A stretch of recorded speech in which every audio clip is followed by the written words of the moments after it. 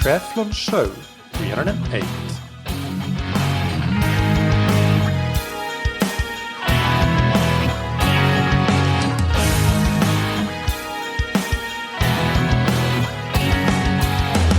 Hey, what's up everybody, and welcome back to another episode of That Triathlon Show, the podcast presented by scientifictriathlon.com. I'm your host Michael, and on today's episode I interview Dr. Jamie Stanley. Jamie is a sports physiologist with the South Australian Sports Institute. His PhD was on the topic of heart rate variability, which we will talk about quite a bit in the first half of this episode. But in his role as an applied sports scientist today, he does way more than just heart rate variability. So we will go into a number of questions and topics regarding how to apply sports science in the performance and recovery optimization of endurance athletes that I hope will be really, really interesting for you to hear, and there will be some actionable takeaways as well. But before that, big thanks to our sponsors, Precision Hydration. Precision Hydration create electrolyte products that you can match to how you sweat, and fueling products that you make it easier for you to hit your numbers very easily due to their 30 grams of carbohydrate per serving principle. When it comes to electrolytes and sodium in particular, remember that we all have different sweat rates and very different sweat sodium concentrations. So personally, for example, I lose more than 2,000 milligrams of sodium per liter of sweat. And on the bike in a race, I sweat around 1.5 liters per hour. And with my aim being to replace at least 70% of that, I need to consume at least 4,200 milligrams of sodium just on the bike in a 7.3 race, for example. But somebody who, on the other hand, might be losing 500 milligrams per liter and sweat way less than I do, let's say 0.8 liters per hour, they would need to replace a significant amount less than that, or specifically 8 times less for the same duration out on the course. Precision Hydration's products and free online sweat test or advanced in-person sweat tests make it easy for you to figure out what you should do when it comes to electrolytes. Use the promo code THATTriathlonshow15 to get 15% off your first order on precisionhydration.com. And thank you to Roka. Roka produces exceptional quality triathlon wetsuits, tri-suits, swim skins, goggles, performance sunglasses, as well as prescription eyeglasses and sunglasses. If you want to go faster in the water or on the bike, then consider getting a Roka wetsuit or tri-suit. But for today, let's talk specifically about Roka's performance sunglasses. These are made for advanced performance even in the most extreme conditions. They are all unbelievably lightweight, they have amazing optics and cannot fall off your face thanks to the Geeko anti-slip technology. Personally, I just love the Matador sunglasses, and now there's a newer version available called the Matador Air, which looks super. I haven't tried it yet personally, but it looks supreme. But there are also a number of other models, so you can consider the different features and functionality that you want in a pair of sunglasses. But rest assured that all of Roka's performance sunglasses have top-of-the-line design and technology. You can get 20% off your entire order by visiting roka.com/TTS. Now, without any further ado, let's get into the interview with Jamie Stanley. Welcome to That Triathlon Show, Jamie. How are you doing? Yeah, very well, Michael. Thanks for inviting me on. Yeah, it's a pleasure. As we talked about a little bit in the pre-chat, you are kind of recovering from a 2-week quarantine after arriving back in Australia from the Paralympics. So that's kind of your current project, I guess. But can you introduce yourself a bit more broadly or in a bit more detail to the audience and tell us more about your roles and your history in endurance sports?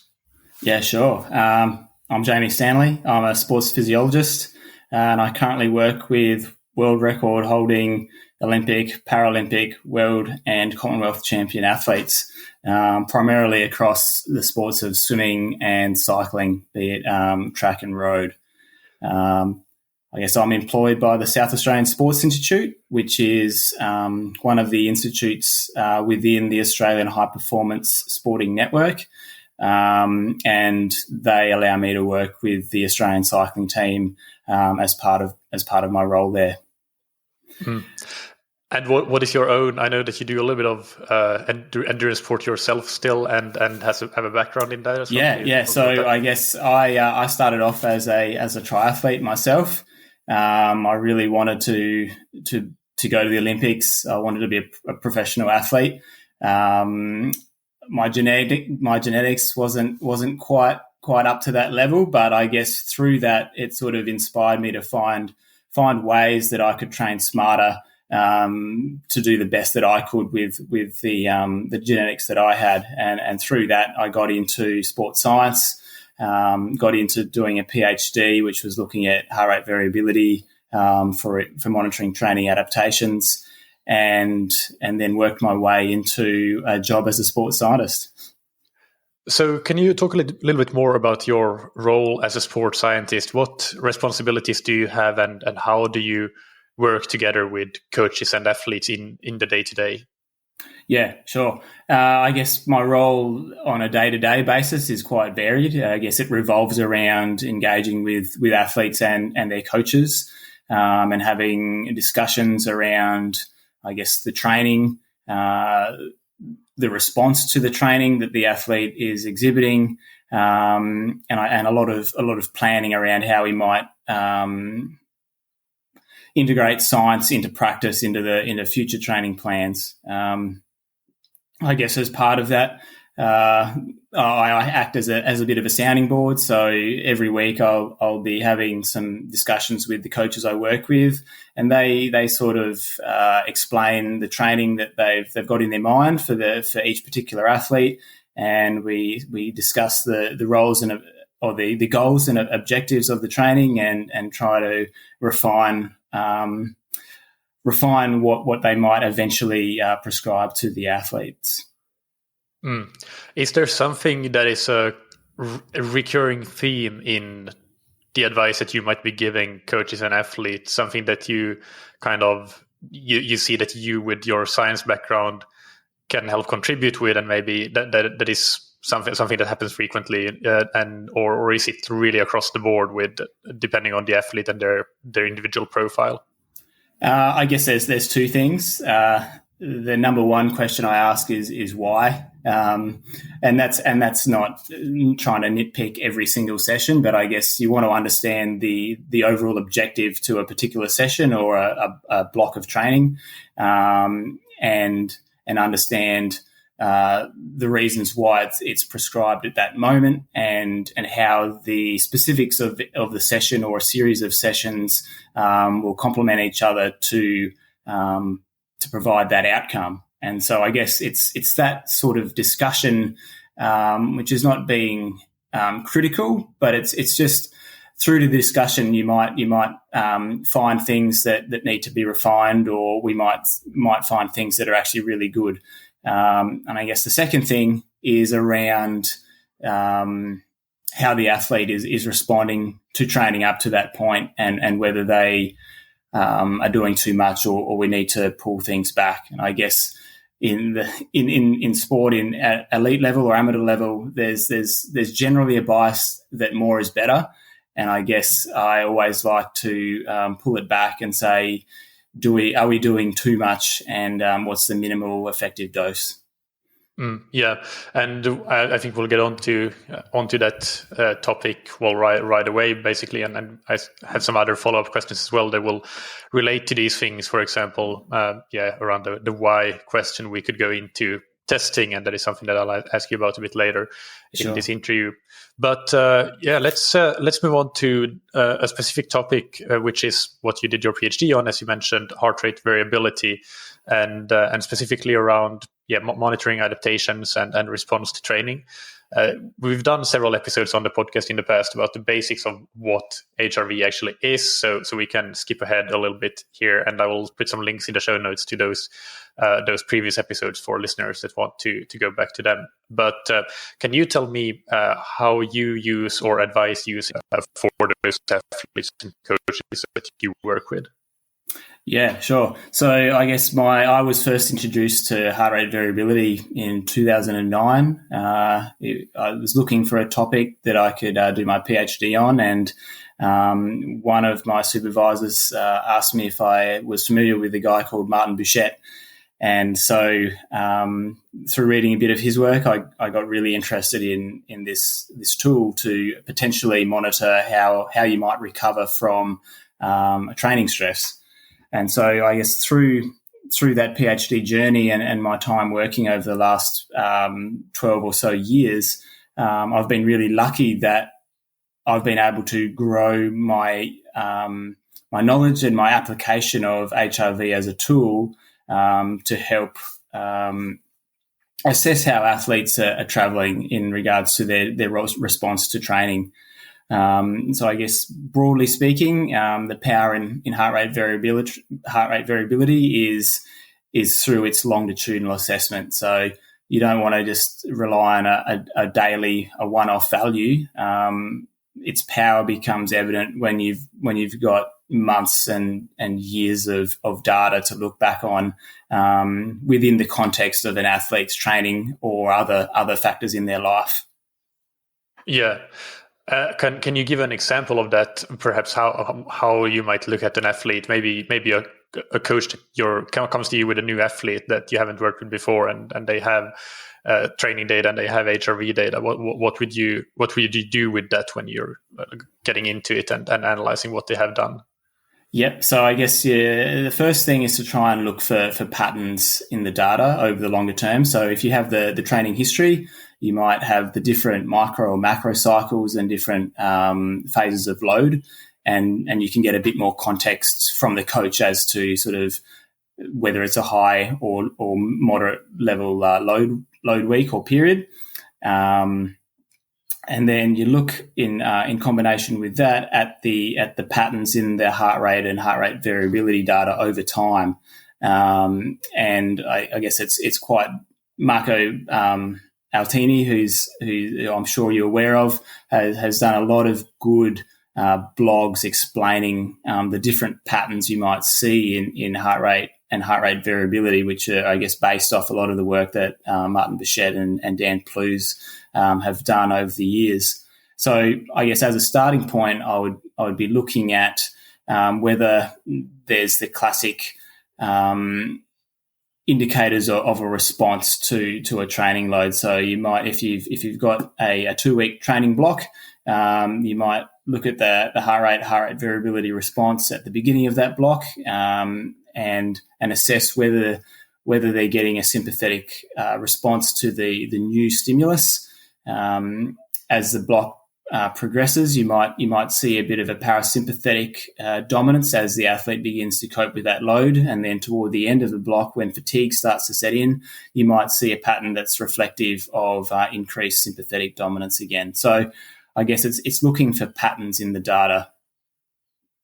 Yeah, and what would you, so just for listeners there, the sympathetic response or a sympathetic dominance there would indicate, or HRV would then be trending down, whereas when the parasympathetic system is getting stronger, then you would see a positive trend in HRV. And context is king, of course. So what would you be wanting to see in different kinds of training periods? When is it okay to see HRV trending down? When would you like to see it trending up, or at least being stable? What would sort of the long term, or almost like a seasonal level, be the ideal outcome? I guess for me, the way we look at it is around red flags and starting conversations. So if the coach has planned a period of, I guess, sustained high workload, you'll use the heart rate variability data to assess whether the athlete is becoming fatigued earlier in the block than you might expect, or they might be coping with that block for the duration of the block, in which you might then change your training to extend it out a little bit more. I guess it's another tool in the toolbox that you can use in combination with, obviously, getting direct feedback from the athlete and subjective measures, and visually assessing the athlete as they move in whatever activity they're doing. But it can provide that added layer of context in how they're responding or adapting to the training and life, for that matter. Yeah. If we go into a little bit of the mechanisms here, what is the connection between the measuring how strong of a parasympathetic or sympathetic response you have, your autonomic nervous system response? What is the connection between that and and how you might be doing and performing in training? Why is the parasympathetic nervous system important anyway?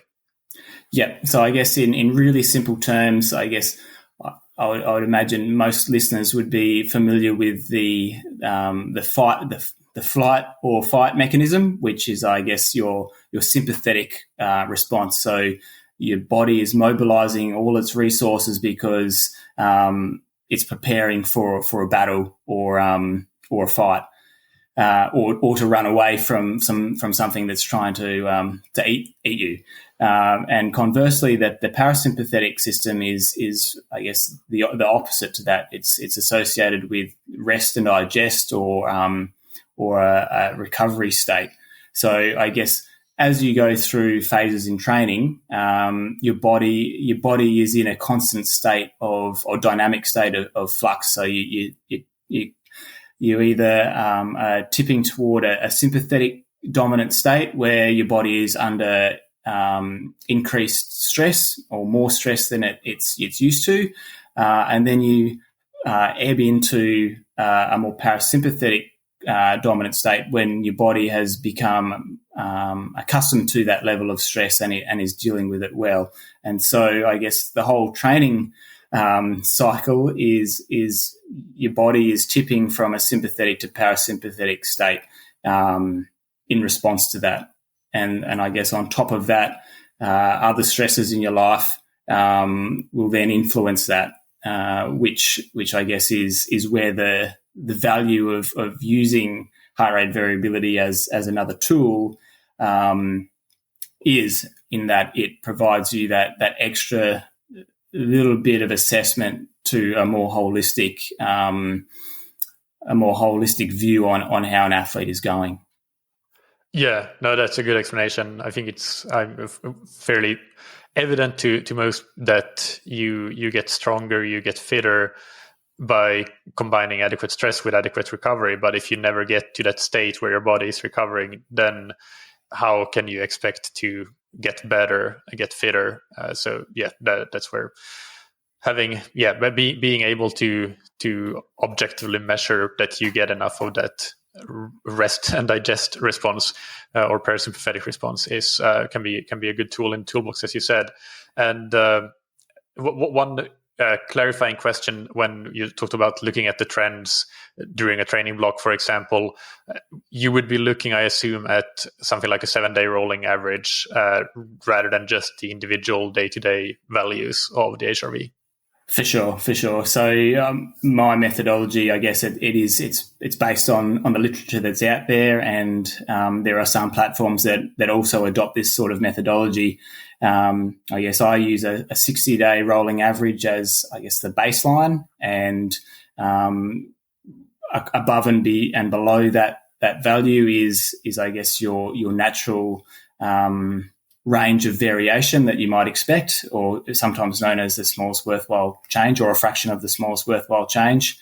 And then you're looking at the changes in the 7-day rolling average predominantly, and how that relates to that typical range that you're in, like the 60-day rolling average, and whether you're within that or above or below it primarily. And then the daily value, if it's substantially outside or above or below the typical values, then that is also a bit of an indication. But I guess it is primarily around what the 7-day rolling average is doing relative to the 60-day sort of natural range. Yeah, and let's talk about the tools and platforms that you can use. Maybe other platforms are using that, but that when you described that sounded very much like HRV for training to me. Is that the platform that you use? I do use it. I in terms of my actual day-to-day work, I've built a spreadsheet, and I'm currently building my own sort of system. I guess as a scientist, I like to really know how the analysis works, and there are some subtleties in that HRV for training app versus the way I assess things, but I guess the overall concepts are very, very aligned. Yeah. And so, yeah, I guess in terms of your listeners, what platforms or apps or devices to use, I guess it comes down to, I guess, two things. Ensuring that you've got, number one, an accurate measurement, and that could be either a chest strap, it could be the phone's camera, it could be a ring, and then on top of that, the ease of use. So I guess, as we've discussed, the value in HRV is longitudinal assessment and getting consistent data day to day. So you need to find a device that is going to enhance compliance, or something that's going to be easy to use. And then finally, it's how the data is then processed or analysed, and various apps or platforms do this in various ways, and some of which is better than others. So can we just name platforms that you would say that these are good? I approve of them. So if the listeners want to check them out, then these are definitely like good options. Can you name those that you would think would fall in that category? Yeah, sure. So Elite HRV, iThlete, HRV for training, they're probably the three sort of most prominent HRV platforms out there.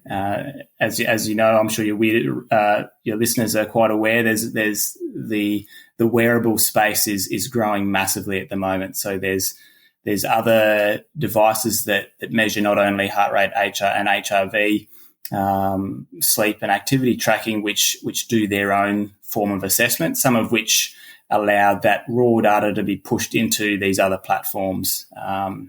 So again, something like an Oura Ring, you can push that data from Oura Ring into HRV for training, as an example, if you wanted to use that analysis methodology with the ring as the measurement device. Yeah. And that brings me to another interesting question, which is around when and how to measure HRV, because the Oura Ring, for example, would measure it continuously. Whereas if you're using, for example, the camera on your phone and just pushing that directly, measuring it within your app, whatever platform you're using, then it would typically be something like a 1 minute morning heart rate variability measurement as soon as you wake up. So what do you think is the difference between those two methods of actually measuring, and how they then might feed into the algorithms of the platforms, and then how it's analyzed? Do you have any thoughts on that? I guess it comes down to being really consistent in your measurement process. So there's plenty of evidence suggesting that a 1 minute morning resting measure is sufficiently valid and provides enough data that various filtering can be done, that you'll have a clean data set. I guess the limitations with doing a waking resting morning sample is that as soon as you've woken up, you're exposed to various stimulus, be it noise outside, very light, birds, your partner. If you've got a stressful day coming up at work and you're just already in that mindset, I guess all of these factors will then influence your state when you're doing that 1 minute measurement. And I guess part of that is the whole point, is that you're trying to capture your state in that particular moment. So I guess there's plenty of evidence that methodology is sound and is reliable and provides a solid basis for interpretation over a longitudinal data set. And I for one, I operated that way for 5 or 6 years. Before that, I was using the old school chest strap. I'd have that by the side of my bed and would put that on. It used to be 5 minutes before back in the day. But now, I guess for the convenience and for another reason, I use a device that measures it overnight when you're not awake and you're not as prone to various stimulus that's going on that could distract you. And I guess having the data for the entire night is quite sound statistically, in that you've got a larger sample to then use. So you do notice that if you have done a 1 minute morning sample for a year, and then you move to an overnight sample, the values will be slightly different. But again, it's around building up that longitudinal history in the data when you're assessing. Yeah. Once you get to that 60 days of having you can established your baseline again, then you should be fine. Yeah. And what role would you say that resting heart rate measurements, morning resting heart rate, play into this? Is that an important complement, or is it less sensitive to I guess perturbations in your state of the sympathetic and parasympathetic balance, or how do you use resting heart rate? So I guess there's two points there in terms of the analysis of the trends. Having what heart rate's doing in combination with R rate variability is very important in deciding what physiological state you're in at that moment. But Marco's actually just done a blog recently which goes into this topic, and I guess changes in resting heart rate are probably less susceptible to acute or smaller stresses, but they show up larger stresses. So if you're coming down with a sickness, for example, you might expect to see a morning resting heart rate 5 to 10 beats above what you normally see. Whereas more subtle changes or stresses that might be accumulating over time with training might not be as are more evident with changes in HRV. Yeah. Mark Altini, by the way, I know him very well. He has been on the podcast twice before, so I'll put the links to those episodes in the show notes. And what's your view on sleep tracking devices for tracking your sleep, wearables, or even there are mattresses and things of that nature as well? So do you think that those are a valuable addition to this sort of data set that you're collecting? Definitely. If you think about it, sleep is the most potent tool for recovery. So if you can measure it, then as a scientist, I think that's a positive. I guess with the multitude of devices becoming available, if you were to start using one, I guess it's important to understand what and how they measure and their accuracy, because I guess if you're trying to make a decision, you don't want to make a decision off poor data, because then the decision inevitably will be poor. So, I'm very interested in this space and the relationship between your sleep duration, your sleep quality, and how that relates to your adaptive state and the training. I think as a scientist working in this space, it's definitely an area that's it's already exploding, but it's just at the tipping point now. Yeah. Sleep duration is pretty obvious. that would be one, if not the biggest one to measure. But you mentioned sleep quality there. What is the kind of state of evidence regarding how to actually quantify sleep quality? Is that something that is well established and that trackers can now do fairly accurately and reliably? Or what's your take on that? I guess sleep quality is the aspect which the trackers that you can buy off the shelf probably aren't quite at a level of accuracy to determine. So if you go into a sleep lab or a sleep clinic and you do a full sleep assessment, it takes an experienced sleep technician a few hours to assess your brain waves, to assess what phase of sleep you're in. So I guess in terms of sleep quality, or it's more about the sleep duration, I guess, in terms of the products that are readily available to consumers now and the accuracy of determining whether you're asleep or awake is probably where devices are at this point in time, and that in itself is quite useful in terms of understanding when you're sleeping, your patterns in that and the duration. What about if somebody just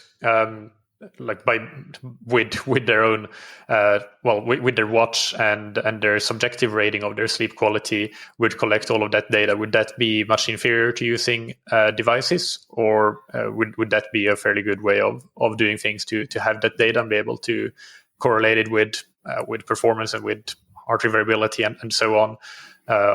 Or is there a risk there of perhaps bias in terms of sleep duration and wake up time that you're not aware of necessarily, and so on? I guess there's always risk of bias with any subjective measure. I know, having discussions with sports psychologists, they're very particular on the question and how you frame a question and a scale, because that can heavily influence the response. And the response you get might not be a true indication of the question you were trying to ask. So, I guess in my view, like, being aware of that, I still think that there's value in subjective data, particularly if you have a good longitudinal history of it, because it's not necessarily about changes on a particular day. It's around looking at the patterns over time, the same way you would look at heart rate or heart rate variability data. Yep, that makes sense. So to summarize this discussion so far with heart rate variability and resting heart rate, sleep, can you give a couple of key practical takeaways for the listeners around this? What would you advise? What would your advice be around these topics? I guess I think it's they're very useful tools, and the availability and the ease of use of devices and products out there now I wish I had this 10 years ago. I guess you just need to be aware of, or have a bit of an understanding on, the potential limitations of each device, just so you know that the data that you're looking at is somewhat to a level of accuracy that you're comfortable with, particularly if it's going to be used to make important decisions on your training. So I guess in summary, like the heart rate variability and the sleep tracking, they're useful tools to better inform on your physiological state and your response to training. But not only that, I guess it's as particular amateur athletes, it's not only your training that you need to be aware of how your body is responding. It's the life stresses. Is work taking a toll? Are your relationships stressful? I guess it's that whole holistic sort of space which tracking these things can be useful. Yep. Perfect. And let's now move on to some different physiology questions that I have for you. So let's start with what I alluded to earlier when we talked about your current role and how you're helping athletes and coaches. And we talked about the why being important. And around that, one of the things that I assume that in some cases you would deem a good thing to do would be to do some sort of testing to assess what the athlete actually needs. So what's your view on and recommendations regarding testing, whether we're talking laboratory and or field testing? Yeah, I guess it's perfect. Like you need to have some sort of feedback mechanism to understand how the training is affecting an athlete. But I guess it comes down to the same questions: is to be very clear on the purpose of a test. What the goal is, what the rationale is, and to know the limitations of the tests or the protocols. So I guess this can be applied to both lab-based testing and field-based testing. But having an understanding of those things is fundamental before undertaking a test. So I guess not everyone can have access to lab tests whenever they like, but if you're an amateur athlete, lab tests can provide a level of information on particular aspects of physiology that you just can't get with field testing. So as an example, if you want to understand your fuel utilization, to understand what your fueling strategy might be for an Ironman or an Olympic distance triathlon, then doing a lab test with full gas analysis will give you an insight into that. Whereas if you're looking at assessing how well you're tracking in terms of your training, doing some field-based testing. So in swimming, it's very common to have a standardized main set that you might do every month or every 6 weeks, just to assess how you're improving. And likewise on the bike, you've got power meters where you can easily track your mean maximal powers for various durations every session. So I guess there's that balance in being clear on what you are trying to identify and the method by which you want to examine that. Yeah, if we're talking about let's say an elite triathlete on the Olympic pathway, what would kind of be your, and again, let's take a scenario where you are just starting working with them and they haven't done any testing other than maybe some field-based testing before. What will you have them do? So when you first start working with an athlete, I guess it's very important to try and characterize their physiology. You want to have an understanding as to what their strengths and weaknesses are and how that relates to the event demands when it comes to competition performance. So I guess early on, you either, if you have access to their training history or as much training history as possible, then you can look at, I guess on the bike as an example, you can look at their power duration curve and have an assessment as to how that has progressed over time to various kinds of training. But then on top of that, you might want to understand a bit more deeply what their aerobic capacity is. And so you might do a lab test, or if you want to understand how economical they are running, you would do a lab test. So I guess, it's about understanding the physiology of the athlete so that you can then work with the coach on the right sort of training. Yeah. And do you think for amateurs that are living somewhere where they do have access to a lab, is it equally beneficial for them to learn about their physiology, assuming that they can also get some sort of good guidance around how to actually use that information? Or is it less so when you're not an elite athlete competing to go to the Olympics, for example? I guess it depends. If you're an athlete that is really interested in understanding your body, and you've got a coach who is also knows how to use the information, then I think there's always value in trying to understand at a higher level how your body responds or what your body's capacities are.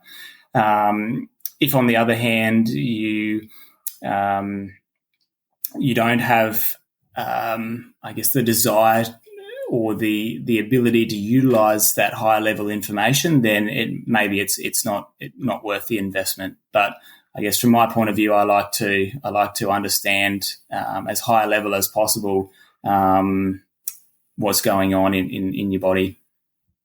Yeah, that makes sense. And final question around testing, when it comes to training prescription and how that might be or might not be based on testing done in the lab, for example, what's your take on that? Are you somebody who likes to have an athlete in the lab and then you would give them training zones based on that testing, or is it more about understanding their physiology and maybe gives you some general idea of what kind of training they might need to be doing, but in terms of actual training prescription, you don't necessarily need to base that off of a test in a lab? How do you view that? Yeah, it's a bit of both. It's probably more toward the latter. So the lab test can give you some really specialist information, a greater understanding. In some cases, you can use that data to then inform on training zones, but I wouldn't look at lab test data in isolation. Even if I was doing a lab test every month, I would still use the training data to, I guess, reference the lab test data off of. So I guess a lab test is not 100% vital in terms of setting training zones. I guess now with the multitude of devices that you can use to track power or speed, you can kind of get that information from field-based data. Yeah, and moving on to another topic, training load. How do you monitor training load, and is that different in the different sports like swimming, cycling, and running? Yeah, I guess training load is definitely a topic of discussion in the literature at the moment. I guess most triathletes will be very familiar with the TSS, or the training stress score, acute training load, TSB, and chronic training load, or CTL.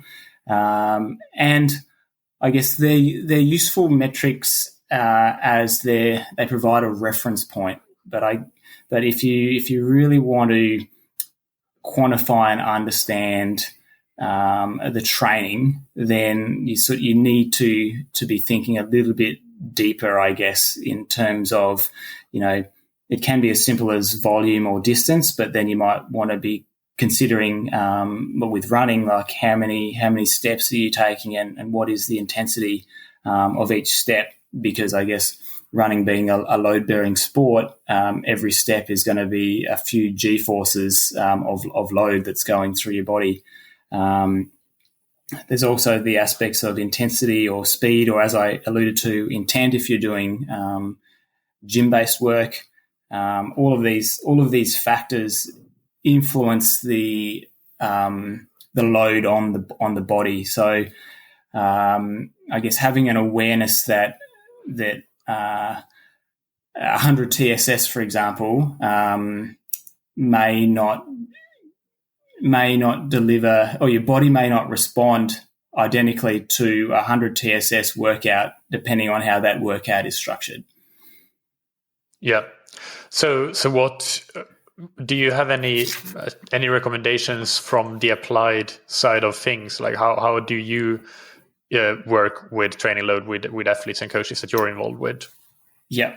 So I guess really basically it's quantifying what the training is that has been planned and completed. So very basic stuff. So just starting with volumes, distance, or durations, and breaking that down into I guess well-defined training zones. So you've got your heart rate training zones, which are very robust. So there's 3-zone models, there's 5-zone models. In Australia, we use a 5-zone model typically, and same with power and speed. So quantifying time in zones at a more macro level, and there's, I guess, you can look at various research papers which describe this in cross-country skiers or other endurance athletes, and I guess the distribution of the training intensity. Is it a polarized training intensity, or is it a pyramidal? They're the broader sort of ways I would characterize or monitor the training, and then you might go into some more specific characteristics depending on the kinds of work that you're doing. So if you're doing some sprint training, you might be characterizing the duration above your critical power, or the percentage of your anaerobic power reserve that you're accumulating for those particular workouts. Yeah, that's interesting to look at. Almost, I mean, yeah, you're measuring the volume or the distance, so that is a load measure. But then you went there already to looking at time in zone, which is, as you described, the characterization of the training more so than the training load itself. So it's a very interesting, interesting way of doing it, and I think it makes a lot of sense. And then, of course, as we talked about previously with HRV, that is the response to the type of training that you're doing. So while there may not be a very sophisticated actual training load, quantifiable training load in there, you're kind of getting all of those pieces around it, and can can adjust things according to that response to the load and based on the 100%. characteristics of the training you're doing. Exactly, and that's, I guess, that response element is the key there, because you can have the greatest thorough planned out training in the world, that but if the response is not appropriate, then you're not going to get a good outcome. So it's balancing, or having a good understanding of what the training and the elements of the training that is being undertaken, and also understanding the response to that. And I guess various load markers provide reference points that you can go back on historically to assess how you're tracking. Yeah. And I think you said something that is absolutely true there. With 100 TSS is not necessarily the same as 100 TSS collected in a different type of workout, and that's true for whether it's two cycling workouts, for example. But I think especially so for triathletes, if you're comparing a 100 TSS bike workout with a 100 TSS swim workout with a 100 TSS run workout, they are very, very different, or potentially very, very different in what the actual strain on the body is and the response to that to that load will be. So I think the TSS model might be a little bit might be quite a lot better in single sport disciplines, especially in cycling with accurate power measurements. But I think in triathlon it's not. There's a lot of caveats to it. I'm not saying that it's not relevant, but it's I think it's tricky to use it there. For sure. And as long as, Ian, you've hit the nail on the head there, as long as you're aware of the limitations, it is a good reference point, and something that you can track over time to assess your progression. Yeah. The next question that I have is around prescribing prescribing workouts and executing workouts. Do you have any thoughts there around whether you like to prescribe workouts based on outputs like pace or power, or internal measures of strain like heart rate or RPE? What's your philosophy around that? I like to use all of them, and I use them at different phases in the training, so that the athletes don't get reliant on a particular piece of data.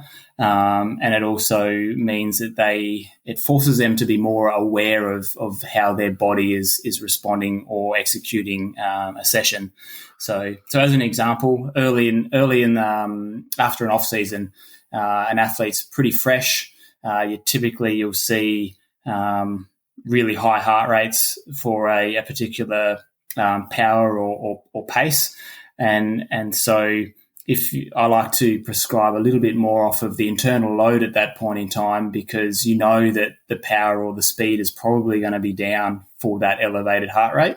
And so mentally, the athlete is thinking, yeah, I'm getting a good workout, and they're not fixated on, oh no, my power's like 30% lower than what it was at the end of the season.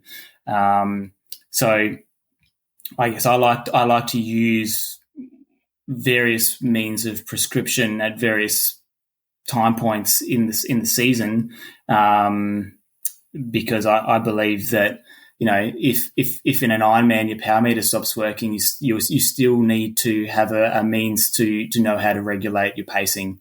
And so being familiar with a whole range of feedback mechanisms and prescription methodologies is quite useful.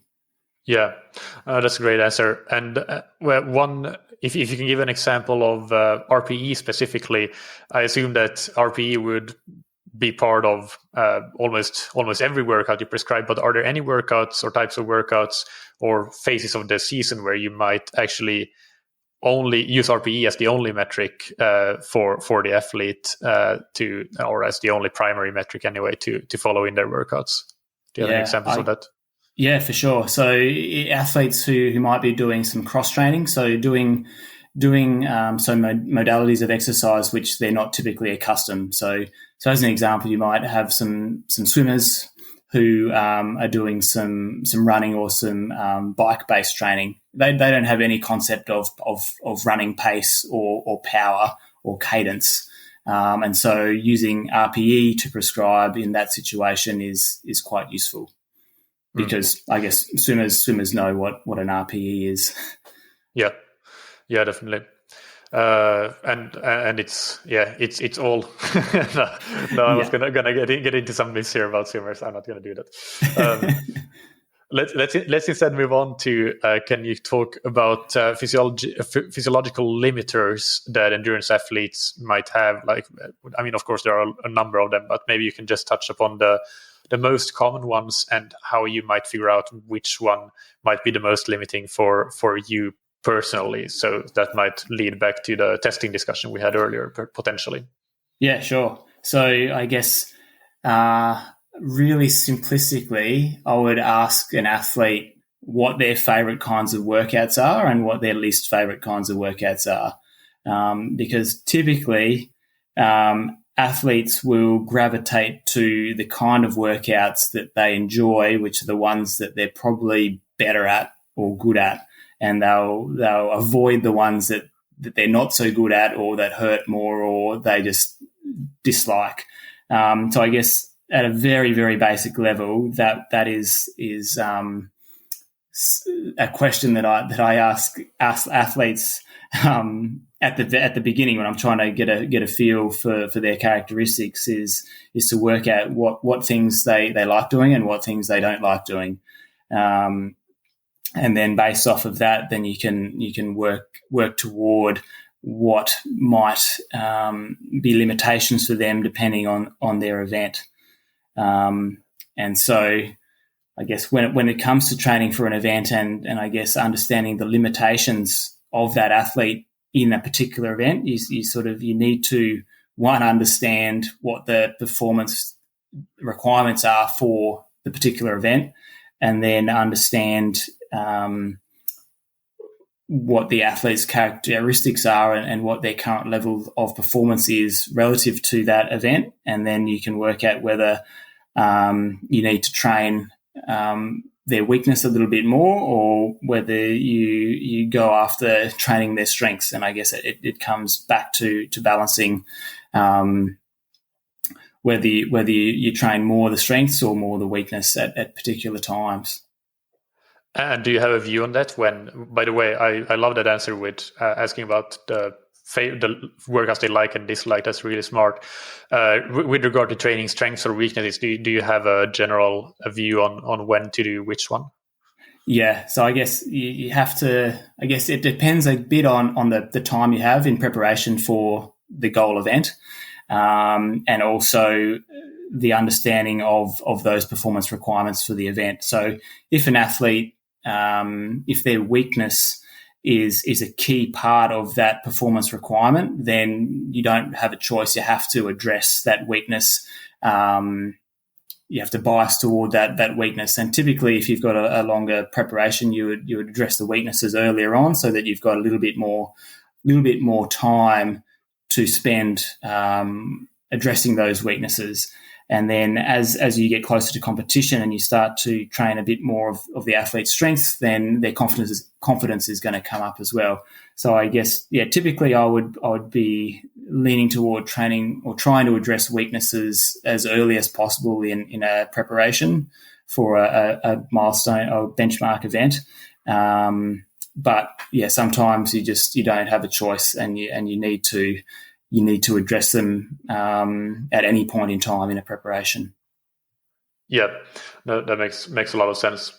And you mentioned there early on in this interview around quite often the more is more attitude being something that you try to at least generate a discussion around, and then finding what the right amount of training is. So can we discuss volume and also intensity and the balance between the two, and how do you view those in a bit more detail?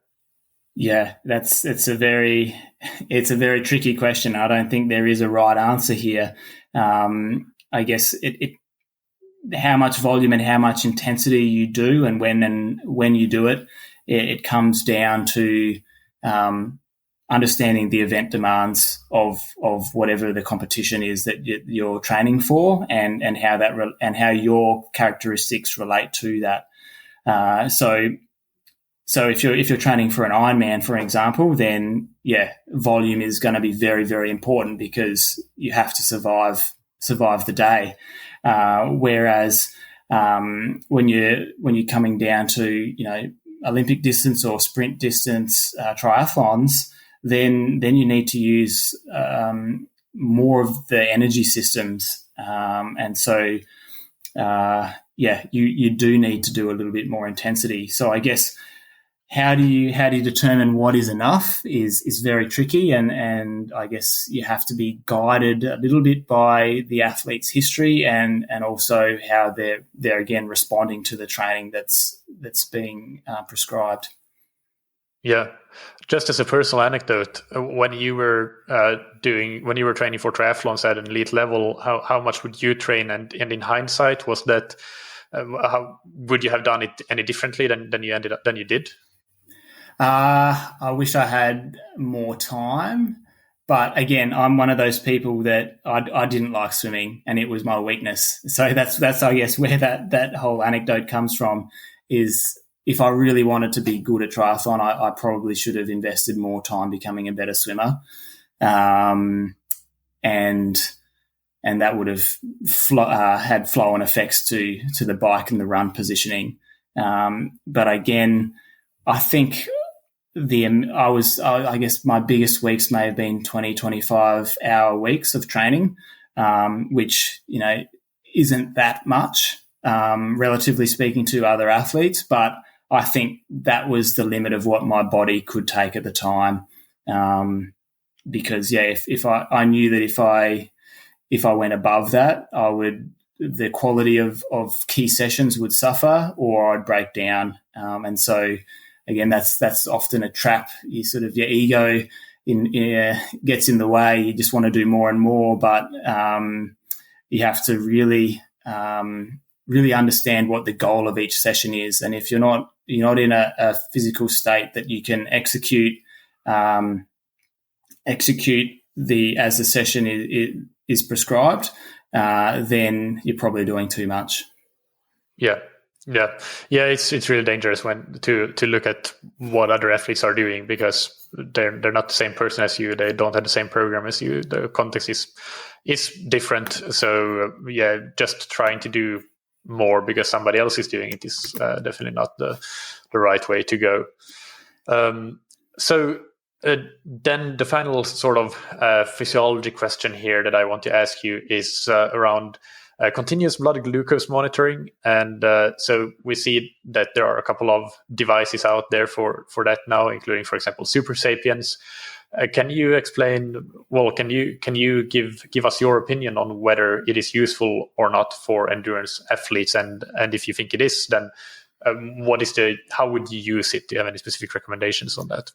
Yeah, sure. So I'll be upfront here. I haven't personally used any of these devices. I've definitely seen some posts and some data out there on them.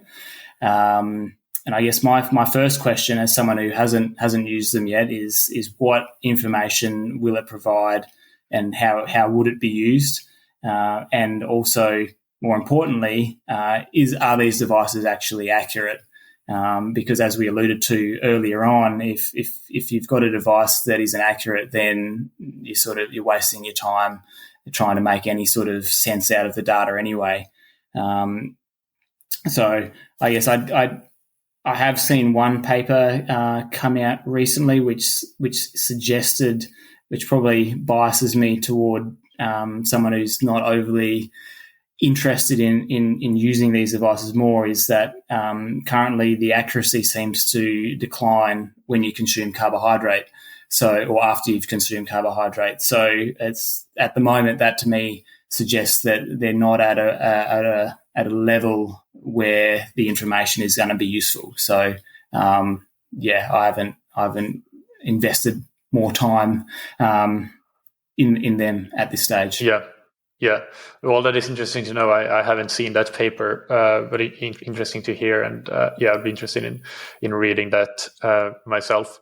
I'm sure more papers and more research is going to come out around them, and probably I think that the hype is really high right now, and maybe we will see a traditional sort of hype curve development of these devices, where eventually they will end up somewhere where there are some interesting use cases, but it's probably not going to be a revolutionary thing. But I definitely don't see that being the way that things are going. For sure, and I'm definitely by no means discounting the importance of understanding or fueling adequately during training or competition. Like that's a massive thing in my mind in terms of why endurance athletes may not succeed is they don't get their nutrition or their fueling right during training and also in competition. So definitely not discounting that aspect of monitoring. Yeah. So I have a few general questions to end with, and the first one is, what would be your top 3 tips for amateur triathletes or endurance athletes that want to improve their performance? This can be any tips that you want to give here. Yeah, sure. I guess number 1 is consistency is key. So you just need to be as consistent as possible in your training. So don't be tricked or sucked into doing massive blocks or doing these one-off big sessions just because it feels good at the time.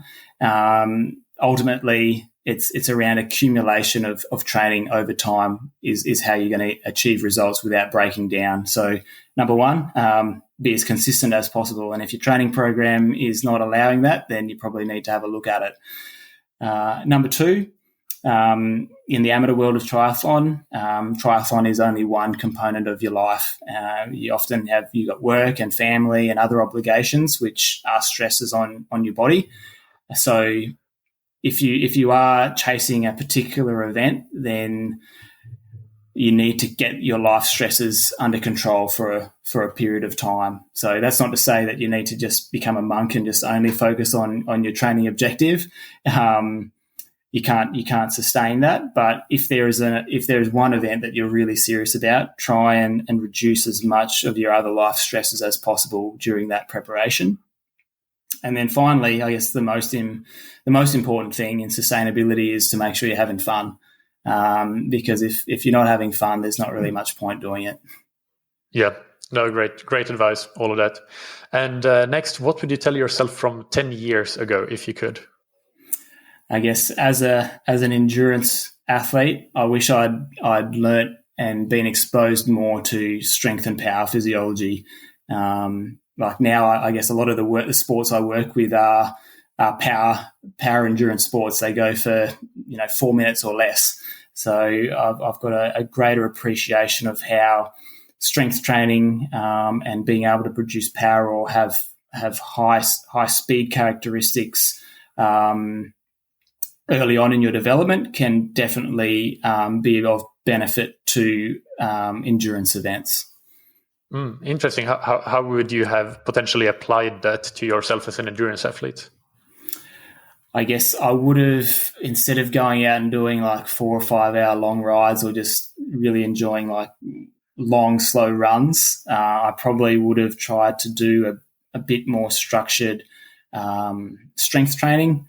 And that doesn't necessarily mean in the gym. I think there is a role for coordination and movement patterns using traditional lifting exercises, but more talking about out sport-specific stuff. So like doing hill running or doing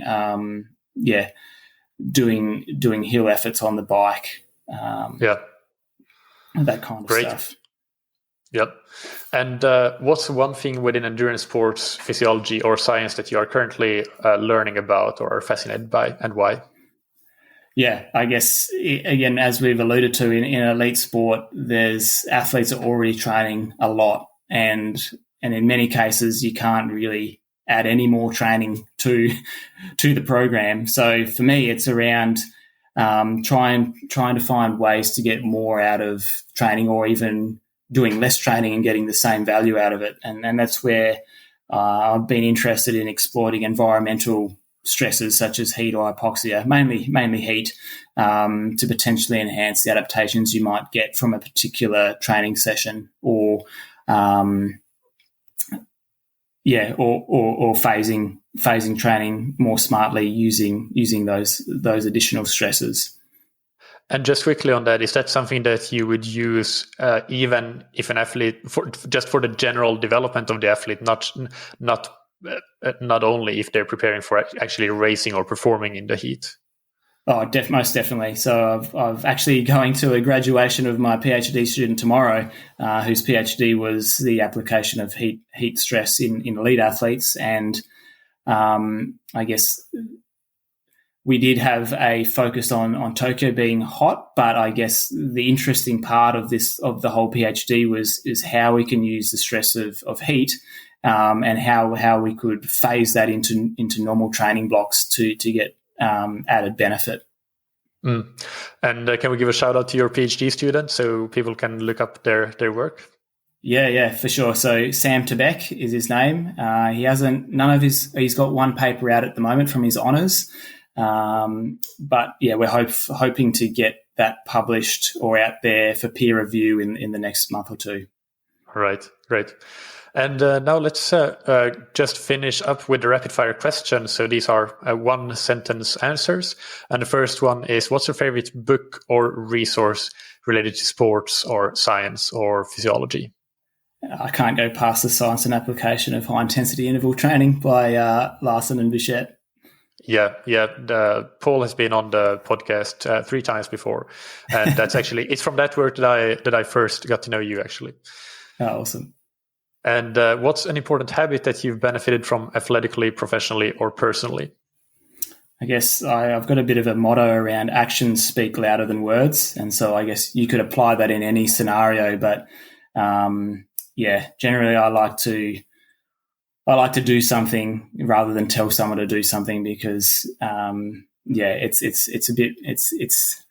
it's difficult to encourage people to do things or trust you if you're not actually willing to do them. Do it yourself.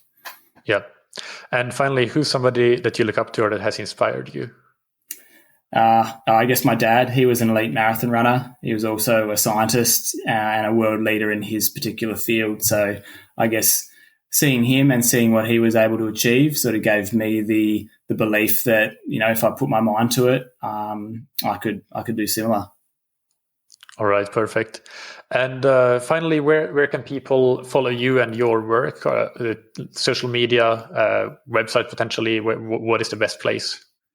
So social media, like on Twitter, at Jamie Stanley 85.